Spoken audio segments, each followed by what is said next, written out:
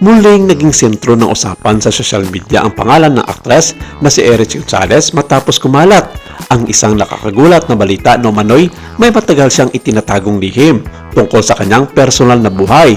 Ang mas lalong nagpataas sa antas ng intriga ay ang aligasyon na ang lihim na ito ay may kaugnayan sa direktor na si Paul Soriano. Sa mga nakarang araw, maraming mga netizens ang nagulat nang lumutang ang balita na umano'y may isang batang konektado kina Erich Gonzalez at Paul Soriano.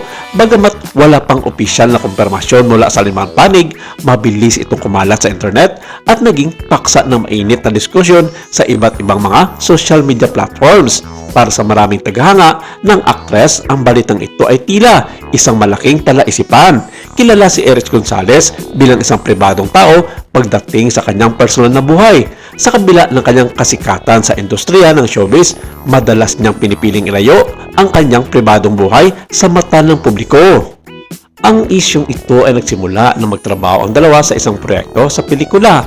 Dahil sa madalas nilang pagsasama sa set, may ilang mga netizens at insiders sa industriya ang nagsimulang magtanong kung may espesyal bang relasyon sa pagitan nila.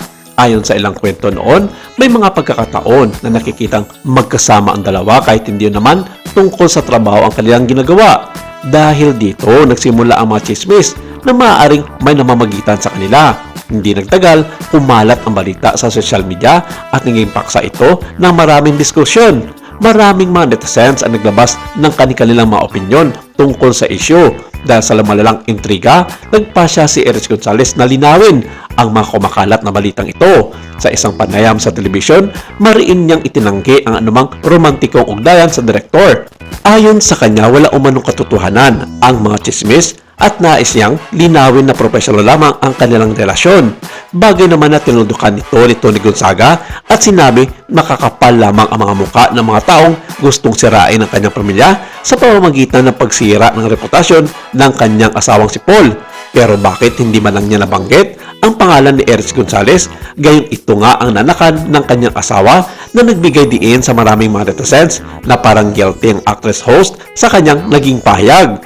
May ilang mga netizens na nagsasabing kung totoo man ang balitang ito, maaaring itong ang dahilan kung bakit biglang nawala ang actress sa spotlight. May iba naman na naniniwala na maaaring isa lamang itong maling impormasyon na kumakalat sa internet.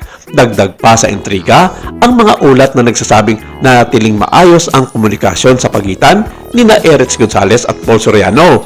May mga nagsasabing nagbibigay umano ng suporta ang direktor para sa bata. Bagamat wala pang kumpirmasyon tungkol dito. Dahil dito, laging mausisa ang publiko. Maraming mga netizens ang naghihintay ng paglilinaw mula sa mga taong direktang sangkot sa isyo bukod kay Tony Gonzaga na parang mainit sa isyong ito.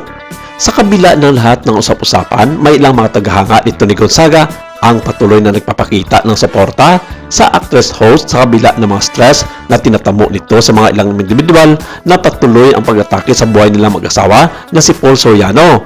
Para sa kanila, mahalagang igalang ang kanyang pribadong buhay at huwag agad maniwala sa mga balitang walang kumpirmasyon.